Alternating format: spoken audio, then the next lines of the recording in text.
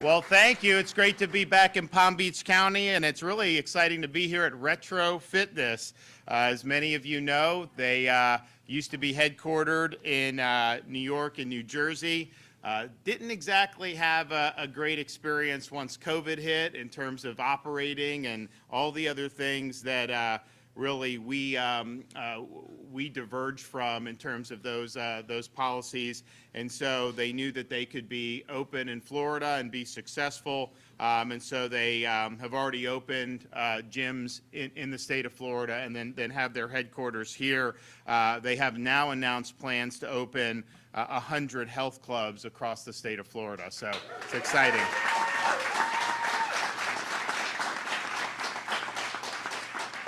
And so we do have Andrew Alfano, who's the CEO. We also have many members of the Retro Fitness team. I don't know if they're behind. I saw some of them back there. I saw, yeah, there we go. I also saw they have like a big breakfast spread, so any of those folks doing that are going to have to get on that bike afterwards. That's fine. We've got Dane Eagle, Department of Economic Opportunity for the state of Florida. Curtis Peary, who's the president of True Grit Hospitality in Jupiter, and also owner of Voodoo Bayou and Calveras Cantina. Also joined by one of his chefs, Nelson Colon, so I want to thank them for coming. We're also joined by Ryan Walpole, who's the vice president of Walpole, Inc., and one of his truck drivers, Kirk Corwin. We have Senator Gail Harrell, Representative Rick Roth, John Snyder. Is Caruso here?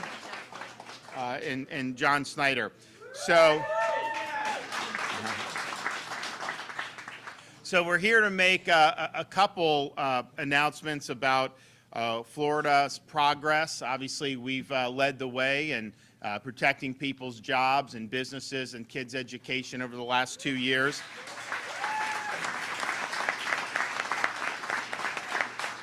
And so we're currently in the fiscal year 2021-2022. It ends June 30th.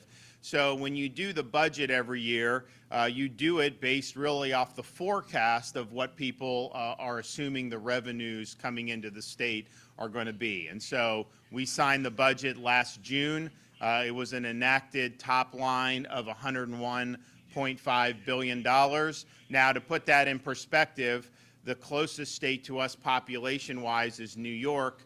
They have 3 million fewer people than we do. Their budget's over twice the size of our budget. Now, they don't have better roads or services or education or any of that, but they definitely have way more. And so, our budget, even though we've never done more for education, we've never done more for environment, we've never done more for infrastructure, all those things really important, but we're doing it in ways that are fiscally prudent. But at the same time, you don't necessarily know how the economy performs and everything until you get. So we're now about 6 weeks to go in this current fiscal year, and we could report definitively, the state of Florida for fiscal year 21-22 will have by far the largest budget surplus in the history of our state.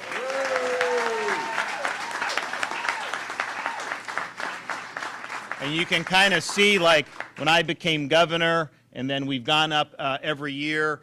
And so it's likely to be probably over 21 billion because we're going to get the May numbers in and then the June, and it's coming over estimate every month. But even if we somehow just did a big about face, we would still clear the $20 billion. And so what that is it's all state money. People say there's no federal money in that. It is mostly just unallocated general revenue. It does include over $3 billion for our rainy day fund. It also includes half $500 million that we've set aside to respond to disasters. And in the event that happens, we'll be able to do it. And then there is some money that are unallocated balances for some of our state trust funds. But at the end of the day, that represents about 20% of the total amount of the budget. And so you look at in Washington, they're running massive deficits that represent a huge portion of their budget. We have massive surplus. And so this would not have happened had we listened to a lot of the people that were criticizing us for keeping businesses open, keeping people employed, keeping kids in school, those were obviously the right decisions. They were decisions that other states were not following, and most states were not. Certainly Fauci did not want to see this happen. But, you got to do what's right. And so now we're in a situation where, we've never had a stronger fiscal position in the state's history.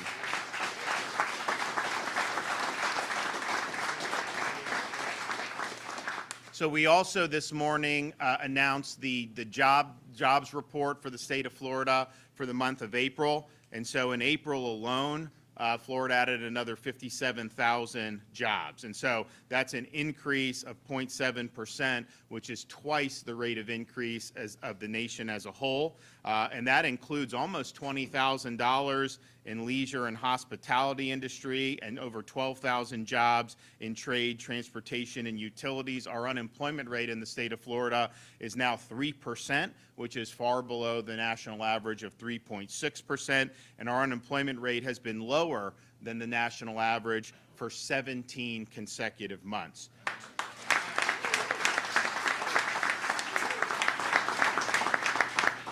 Employers in Florida have now 24 consecutive months where we've had private sector job growth, and our private sector growth has exceeded the nation's for over a year. And I think even, somewhat more importantly, if you look at some of the dislocations we see in other parts of the country and even around the world, our labor force grew by 30,000 people. The nation as a whole lost 363,000 people from the workforce. And so as your workforce is expanding and your unemployment rate is dropping, that's when you know that you have a lot of opportunities. If the workforce expands or contracts like it did nationally, you could have a decline in the unemployment. It doesn't necessarily mean that you're adding a robust amount of jobs. And so even as we were seeing the unemployment rate drop, that was as the labor force was growing in the state of Florida, and that's what you want to see. Now, some of what's powering this is leisure and hospitality. And when COVID hit,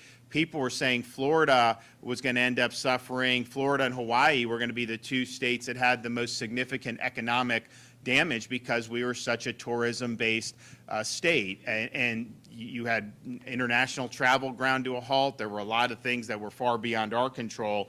But I think what we did by setting the course to be a free state, the people that wanted to travel, there's really only one main option to do Florida. People had to come. I mean, there was really...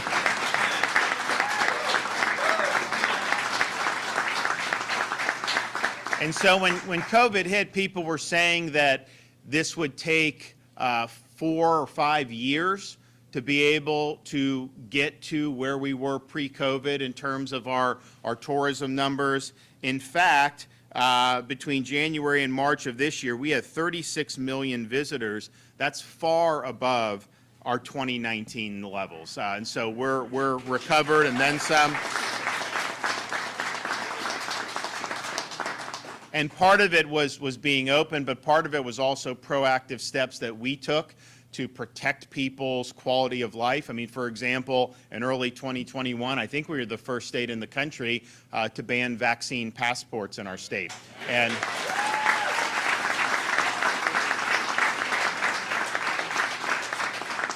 I remember at the time some people said, well, wait a minute, if a business wants to if a hotel wants passports, they're private, they should be able to do it, and that's not actually the way to look at it. First of all, I care about the freedom of the individual to participate in society more than I care about corporate freedom. But two,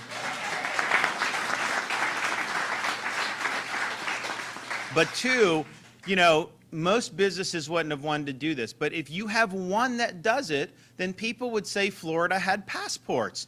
And I can tell you one of the reasons why we've done so well is because people can come here and you can go where you want, do what you want. You're not going to get shaken down to produce medical papers at the front door of a restaurant. People don't want to do that. I mean, honestly, it's just...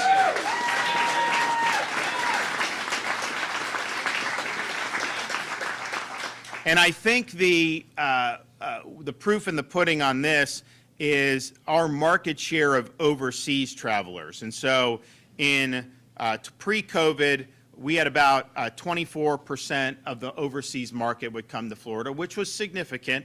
We were not number one. New York was higher than us. Well, now we are now registering almost 45% of the market share for overseas travelers.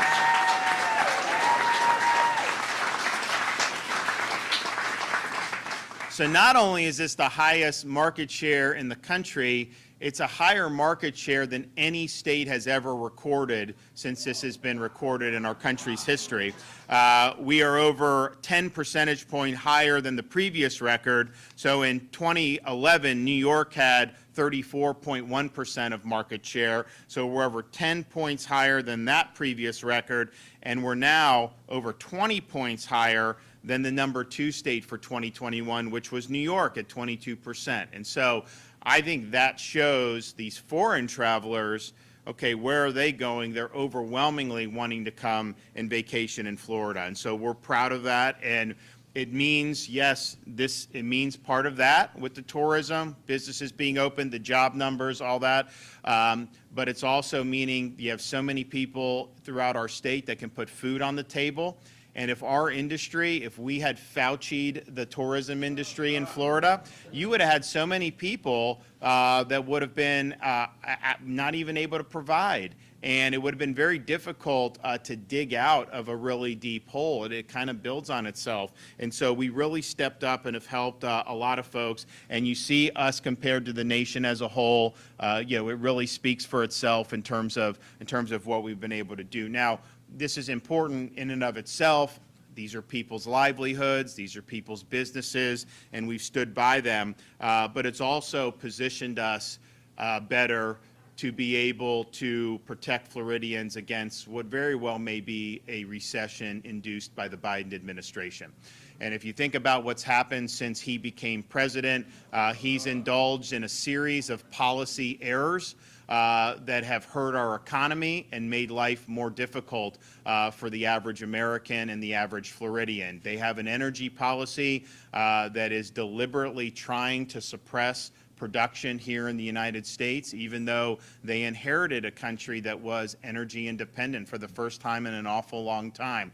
And so you're working to reduce supply, you're canceling leases, you're making it more difficult for folks to produce domestically. Now you will go and want to buy from Maduro, because I guess you'll say that only American oil and gas is global warming, but Maduro's is somehow not. I don't know how that makes any sense, but that's the mindset. And so it's a deliberate attempt to make prices higher. And you actually have people testifying in front of Congress saying, is this a problem with the high prices? And they garble their words. And the reason is they want higher prices, because their view is you need to be punished for using this carbon, and you need to just go out and buy an electric car. So, I mean, think about it. You have people now, gas is going to hit $5 a gallon very soon. And their message from the Biden administration to Americans who are chafing under dramatic increase in fuel costs is to go spend $65,000 on an electric car. That is totally out of touch, I think, with the realities that people are dealing with. But it's not just the pain at the pump. When you have energy prices going up the way they are, that permeates the entire economy, permeates all the logistics, all the production, and so that fuels the general inflation rate. And what we're seeing with overall inflation, huge spikes, yes, in energy, but also in food, also in utilities, also in things that are just important staples of day-to-day lives. I mean, the only thing that's under 8.5% are things that really aren't as pertinent to the average person. So if you looked at the true inflation for people in terms of what they're doing in their daily lives, it's much higher than 8.5%. And so when you have that, and they said it wouldn't happen, but they came in and they printed trillions of dollars, and they were warned not to do this, even by Democrat economists telling them don't do this. It's going to cause inflation. They did it anyways. And just think about it. You've printed trillions and trillions of dollars. You've sparked inflation.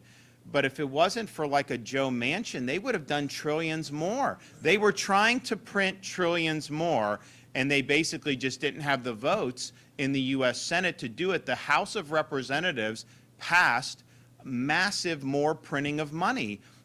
They just didn't able to get it through the Senate. So I think if they had passed that, you know, we'd have 15 to 20% inflation most likely. And so they were, as bad as it is, they wanted to make it even worse. And so what's going to happen is they said inflation wouldn't happen. Then they said it was just a blip. Then they said this. They blame Putin. Although you look, all these other industrial countries, there's a lot of them that don't have the inflation rate that we do. So they're just trying to find a scapegoat. But I think what's going to happen, you're seeing interest rates go up. You're going to probably continue to see that. That's going to put a downward pressure on the growth of the economy. And you very well could end up seeing this country plunged into a recession. And so I hope that doesn't happen, but I think our job in here in the state of Florida is to make sure that we're positioned to deal with some of these things that are beyond our control and protect Floridians as best we can. So yes, we can't control what Washington's doing. We can't control a lot of these policies that have been very destructive, but when you have those types of reserves, fiscal reserves, if we did have a slowdown and our revenue came in less, I don't have to change anything. We do education, all the stuff we're doing, you just take some of that and you plug the holes wherever you have it. So we'll be able to be, from a state's perspective and our fiscal and budget, we're going to be in great shape regardless, and we're ready.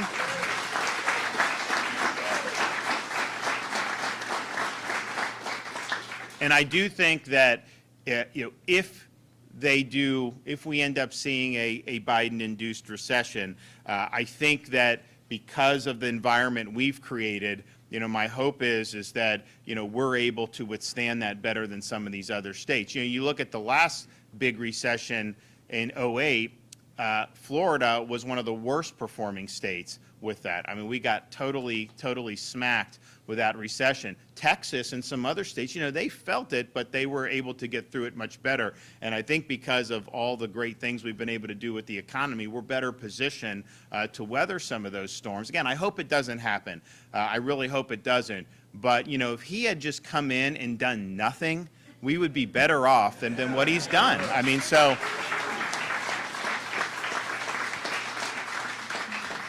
And I do think if you see the gas prices, you had a little bit of a dip in April. I think it got down. I mean, in some parts of Florida, I saw it as low as 410. You can't even come close to that now, 3-4 weeks later. And part of it, China locked down Shanghai, so they weren't consuming as much, and so that had an impact. And so now you're in a situation where you see this rising again. And I think here in Florida, it's gone up. And there's a lot of states in the West Coast, they're all over $5 a gallon. And they've been that way really for many, many weeks. And so it's heading that way across the country. And we're not even at summer driving season yet. I mean, you're going to have Memorial Day coming up here in a little bit, and then during the summer. And so without them reversing course, I mean, you're looking at probably the norm for the next many months to probably be $5 a gallon. And that's going to have a huge impact on a lot of people's family budgets. And so we're happy that we're doing it right in Florida. We're making the good decisions. The results are obviously very positive, but we're mindful about these storms brewing on the horizon out of Washington, D.C. And we're prepared from a budget perspective, and also we're really hopeful that that we can get through this without having any more of these major policy miscalculations, because they've been very costly to a lot of people, and they're likely to continue snowballing from here without them reevaluating. Okay, we're going to hear from some folks here. So first, we'll hear from our CEO of Retro Fitness. Come on, Andrew. Thank you very much.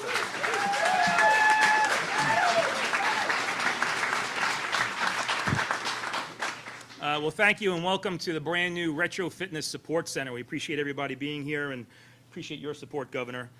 Retro Fitness today is seen as the leader in the high-value, low-price fitness space, and I'm very proud to stand here and say that today we now have 175 clubs open or in development across 9 different states, but specifically here in the great state of Florida.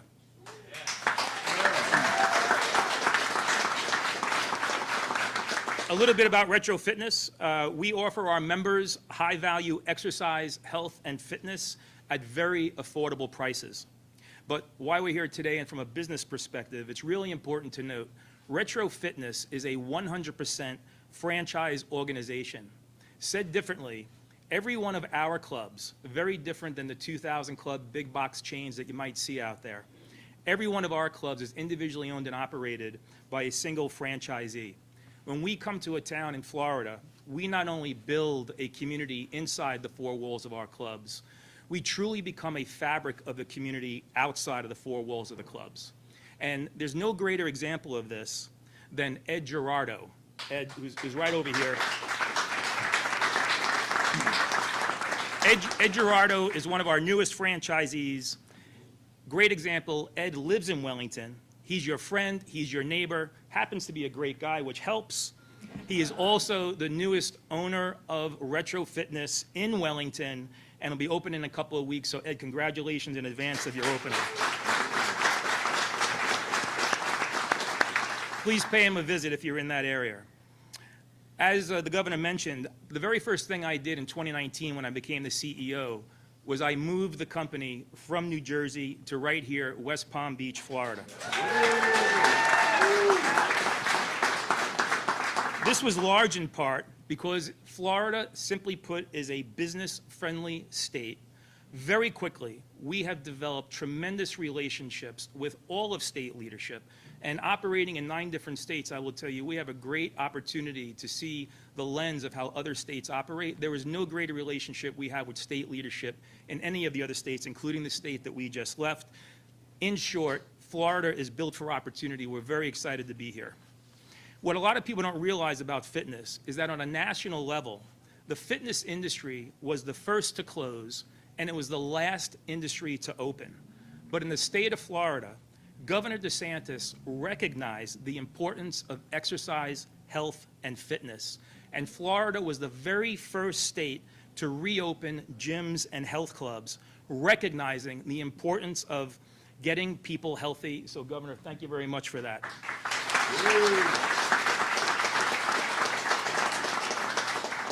And because of the governor and because of state policies, I will share that not only do we survive the pandemic, Retro Fitness is coming out of the pandemic thriving and in growth mode. And last week, very excited to share that we made a big announcement that we had the biggest investment in the history of Retro Fitness. BlackRock and their Impact Opportunities Fund invested in our new initiative, Project Lift. Project Lift, simply put, is about investing in Black and brown communities across the state in the form of exercise, health, and fitness. And when I'm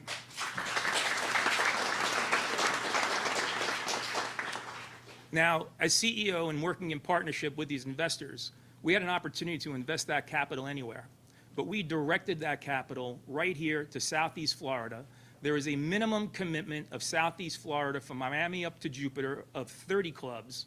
And Retro Fitness, as the governor mentioned, I have a goal of a minimum of 100 clubs across the state of Florida so we can bring exercise, health, and affordable fitness to the entire state and the people of Florida.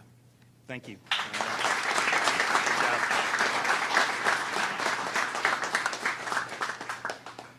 Yeah, you know, I never understood with these, quote, experts with a respiratory virus that is not nearly as lethal for young people or people that are in really good shape, that you would want to not have gyms open. I mean, I just, you know, so this data is coming in, and I'm like, you know what? The best thing you can do is go to the gym. If you go to the gym, you're going to be fine if you stay in shape. And yet their message was, particularly those first few months of COVID, was sit on your couch, to eat takeout and watch Netflix all day. I mean, that's not a good message for health. So we were happy that we were, protecting these folks. And I remember, you would have Fauci, all these people criticizing Florida because we had gyms open and all this other stuff. But you know what? That was the right decision from a health perspective. And health is more than just avoiding one specific pathogen. I mean, you got to stay healthy for a variety of reasons, and I think you've seen some of the other health indicators really go in the bad direction, particularly in other states, because they were basically told this was the only thing, this one respiratory virus was the only thing that matters. And you've seen excess mortality, particularly in lockdown states, of non-COVID excess deaths. And I think it's a combination of a lot of these really bad policies. And so we think it was essential. I remember very early on, I'm saying, don't just stay in your house, go for walks, they were like, oh, DeSantis is, be so dangerous that he wants people to get out of the house and play golf or go to the beach and all that. But I mean, that was the right thing to do. And we're happy to have led on that. Okay, so we are going to hear from Curtis and Nelson from Voodoo Bayou and Calaveras Cantina.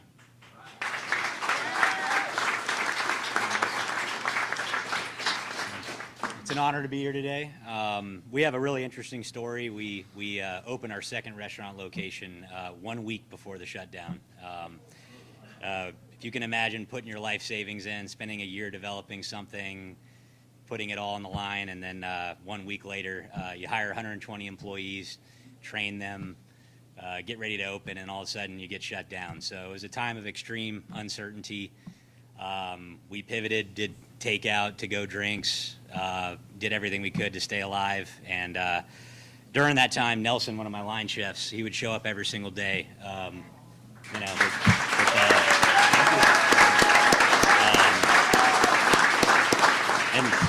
and didn't ask for anything. So I'm really grateful for him, and he's just one of the amazing stories from our employees. But anyway, two months later, due to the governor, we were allowed to reopen. And since then, it's been an amazing story. We've actually opened another restaurant after that. And right now we have 360 employees. We're opening another Voodoo Bayou in Fort Lauderdale on Los Olas Boulevard and adding another 120 employees there.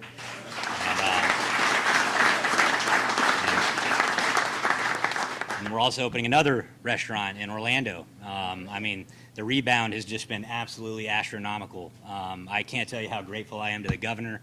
All of our employees are incredibly grateful. I mean, it was truly an incredible thing. It was a bold move on your part, and I think that's what leadership's all about. It's about having faith and believing in your decisions and making those decisions. I mean, without you, we wouldn't have anything. So I want to say thank you.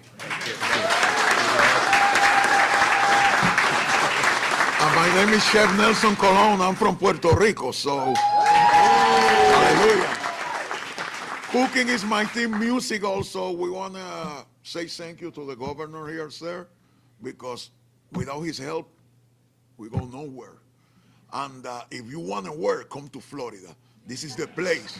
We have the best food, best gym. My gym is the kitchen, so I work every 5 seconds everywhere. And I've been with Mr. Curtis 16 years, wonderful years, and I never miss to pay my bills with this guy, so that's very important. So you want to come with the best, come with us. Thank you very much, and have a great day. Good job.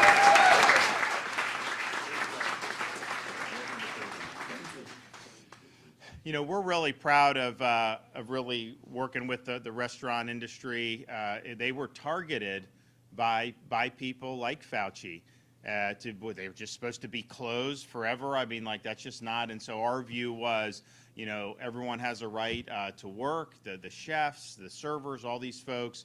The businesses have a right to be open, and then you as an individual can choose to go or not to go as you deem appropriate. And so if that is something that you believe is very risky environment, then by all means, make whatever decision's best for you, but to kneecap them and not let them do. So we were able to really make sure to clear the way from them, and it wasn't really the state in terms of what we were, but it was like making sure local governments couldn't shut them down. I mean, that was really the key thing, to say you can't shut them down on a local level. And so that gave, I know, a lot of people an ability to get in business, hire a lot of people, get people back to work, but then also the number of new restaurants that have started. And I mean, like, there's no place that's doing better for restaurants than the state of Florida. It's just a really good place to be for it. There's a lot of demand, and they know that they have the ability to do it. And so we were, really happy. I remember we did an event summer of 2020 close by at Okeechobee Steakhouse.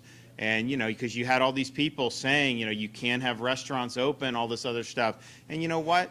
Listen to the bartender, listen to the butcher, listen to all these people. What would happen if they weren't able to have a job or come to work? And a lot of people didn't care about that, but we cared about it, and we wanted to make sure that they were able to put food on the table for their families. And so we were proud of standing with that industry, and we're also proud to just see how it's blossomed in the state of Florida over the last 2 years in particular.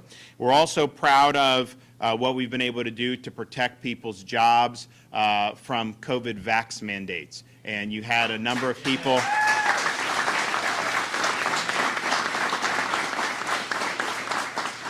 You had a number of people advocating policies that you shouldn't be allowed to work unless, you get this COVID vax. And then it would be, boosters infinitum, and if you got vaxxed but didn't want a booster, then you would lose your job. And we said that's unacceptable in the state of Florida. People have a right to make their decisions on this and should not be tied to their ability to earn a living.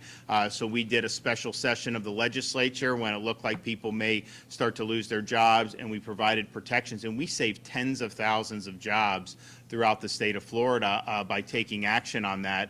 And the thing about it is, it's not right to do, and it's not right for anyone to lose their job over this, but some of the people in the most critical industries that we have shortages of, you would have basically been saying that they can't do. So you look at healthcare and these nurses. A lot of those nurses did not want to do a COVID shot. Many of them have had COVID and have immunity through prior infection, which the CDC wouldn't recognize for a year and a half, almost 2 years, and now they only begrudgingly recognize it. But that's just kind of a basic evidence-based principle. So we protected. We don't enforce the CMS mandate. They are able to go on Florida law and claim whatever exemption they want to stay employed. But what ended up happening is you had states around the country that would fire the unvaccinated nurses, and then they'd have shortages. And so you would have nurses who had already recovered from COVID, were perfectly healthy, but didn't get vaccinated. They would not bring them in to fill spots, but they would bring in nurses who had gotten the shot but were currently COVID positive. So they're actually bringing COVID positive nurses back to work because we know you can still spread it even if you've had it. And that just shows you, how insane this was, that you would be doing that. And it wasn't about health at that point. It was about authority and power, and it was more of an ideology. And so we were happy to be able to do that. And now you have a lot of people that want to be nurses in Florida and these other positions. But another one was the truck drivers. They wanted to fire these truck drivers based on COVID vax. And so we made sure to protect that. You lose even 5% of your truck drivers. Do you think that's going to help the supply chain problems that we're seeing? I mean, people can't get the materials that they need because of all the nonsense that's happened throughout this country and even throughout the world. So we were happy to be able to do that and protect the jobs of a number of people. So we have one of the truck drivers with us here today with Walpole, Kirk Corwin. How y'all doing? Thank you. Very important to truck drivers we're kind of like nomads, and to be told everything we need to do is kind of hard for us. Me personally, I couldn't take the vaccine, so I would have lost my job. And also, I was injured for a long time, got back to work, or trying to get back to work. The state actually gave me $5,000 to go to truck driving school, was able to get a job, pay off all my bills, and now I've been working for Walpole for 10 months. I have savings. I have more money now than I've had over the last 7 years. So. Thank you very much. Okay, our Department of Economic Opportunity Secretary, Dane Eagle.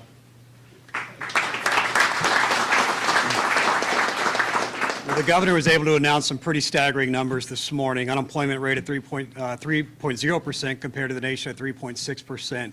The job growth continuing to trend above the nation. Today's numbers showing it's double the nation's. Workforce growth continuing to trend above the nation. We're growing while the nation's shrinking. But if the proof isn't in the numbers, it's in the stories you just heard here today. People finding sanctuary and working in Florida and finding economic freedom, and that's incredible. Folks are leaving New Jersey, New York, California in droves. We are the #1 state for net migration in the entire United States. It's thanks to Governor DeSantis' policies.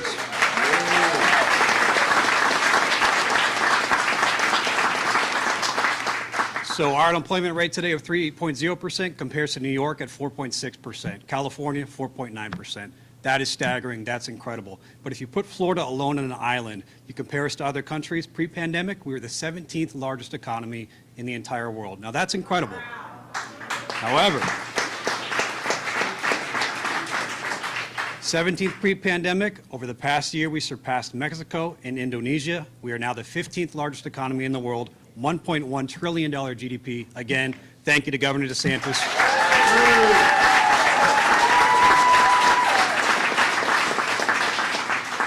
With the governor at the helm, Florida's going to continue to lead in economic growth. Thank you, Governor. All right.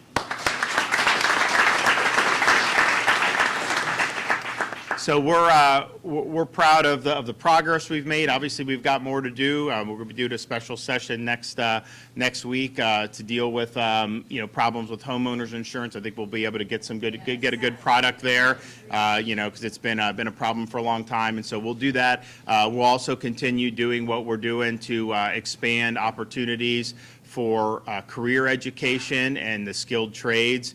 You see the truck driving. We've expanded slots for driving school, commercial driver's license dramatically over the last 2 years. We've added 50 apprenticeships for various types of trades, and that really is helping us expand manufacturing in the state of Florida. We've made targeted infrastructure investments as well. We've also been leading on other issues as they come down the pike. So we were very outspoken about the creation of this Disinformation Bureau in the Department of Homeland Security. And, so they do this, which in and of itself is a total farce, but then they put this person in there who is just totally off her rocker, has been peddling misinformation for years, and they're going to basically have that office be the arbiter of what's true and what's not. And it was pretty obvious their attempt to do that was to simply say whatever they say is true and whatever we say is not. And they didn't want people to be able to dissent, and they wanted to be able to silence or marginalize people that were speaking out against their policies, and that is not an appropriate use of the federal government. I didn't think that they were necessarily going to enforce directly on Americans if you were speaking, but I think what they were planning to do was give to the social media companies whatever they considered to be disinformation or misinformation, and then have the social media companies like Facebook and Google and Twitter until Elon Musk gets it, if he gets it, that they would then put a warning label on, take the post down, suspend you, whatever they would do. And so it was an attempt to try to control debate, and it was an attempt to try to stifle dissent. And they got a lot of blowback on it, and so now they've had to step back from that. Now, I think strategically, they probably haven't thrown in the towel completely. I think they realized that they did not do a good job choosing the head of this, and that opened himself to some obvious criticism. So, but I don't think that we've seen the end of it. I think you have an impulse in the Biden administration, and quite frankly in these legacy media outlets in like Washington and New York. They believe that what they say is what should be shoved down the throat of the public, and that the rest of us should just take it and not point out that they're lying. And so we're going to make sure people in Florida can speak out. We did last year the first bill signed into law, the first bill to protect Floridians from big tech censorship. They sued on it, and we knew. they immediately sued. The district judge did an injunction. We appealed it. We had a hearing in the 11th Circuit a few weeks ago. It went very well. So we don't know what will end up happening on that opinion, but I feel confident that core parts of that are going to be upheld. And for me, my view is that if they lure you into their platforms because they say, hey, it's an open platform, they take your data and make a lot of money off it, and then the minute you say something they don't like, they silence you, that's a consumer fraud. And so we want to give the people of Florida the ability to sue big tech if that happens to them. I think that would be a useful check against their power. But this Disinformation Bureau was a total disaster. The fact that they would even propose this really should raise questions about who is running this administration and what their designs are. So we're glad that partially through our pressure and I think a lot of outrage across the country that they've had to retreat on that. But I don't think this battle is over, and I think the battle for free speech is going to continue. We also are helping lead the way to protect Floridians from the effects of Biden's open border policies. And we just signed a bill yesterday that is going to make sure that people that are dealing fentanyl and the analogs are going to go to prison for a long time because it's killing people.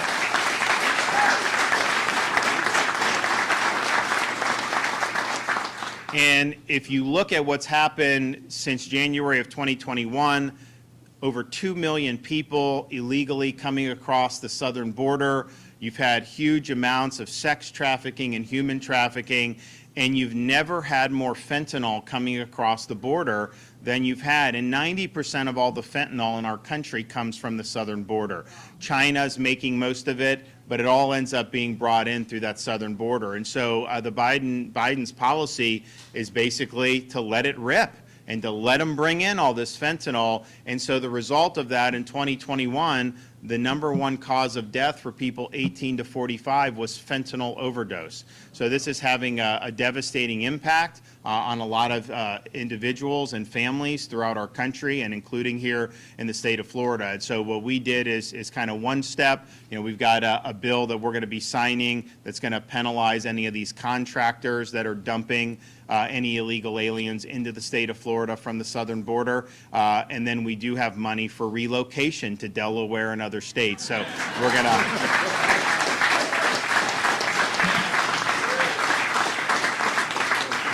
But I mean, at the end of the day, it's an issue that has been, so this is why it's so frustrating. The gas prices wouldn't be where they were if they had not done what they did to try to really disfavor energy production. Inflation wouldn't be where it was if they had not printed trillions and trillions of dollars. The border, we would not have the problems at the border if they just would have kept Trump's policies at the border.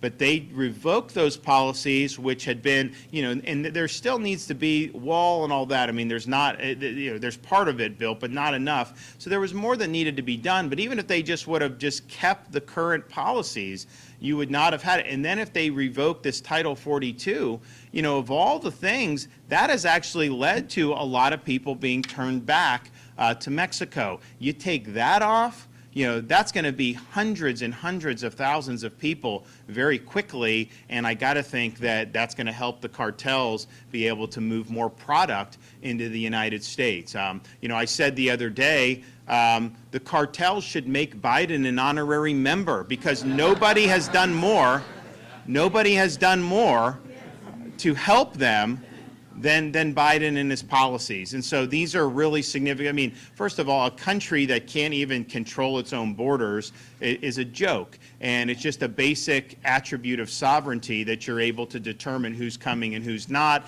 And that's whether there was a lot of drugs or no drugs. It's just a principle that we control who comes in and who doesn't, and they're not following the law, and he's not satisfying his oath of office to take care that the laws are faithfully executed. So, that's a really, really significant thing. But then all the negative impacts that we're seeing, and, you see it everywhere. We see it in Florida. People act like, oh, you're not a border state. A lot of the people coming across are trying to get to Florida. And a lot of the people coming across are from all over the world. I mean, you got people from the Middle East, you got people from the the Caribbean, you got people from all over, and this is kind of the ticket to come in illegally. So it's a big problem. You know, we're going to continue to we're going to have some more announcements with respect to illegal immigration, probably within the next couple of weeks. We look forward to being able to do that. But in the meantime, part of the reason we're able to get a little money in next year's budget, which I'll probably, have done sometime in June, we'll get access to that. That's part of the reason we're able to do that, because we've managed it well. The economy in Florida is a place people have confidence in terms of investing. There's a lot of jobs available for people. So we're fighting against all the DC headwinds, but I think we're doing a better job than just about any state out there. All right. Thanks, guys. Thank you. Thanks.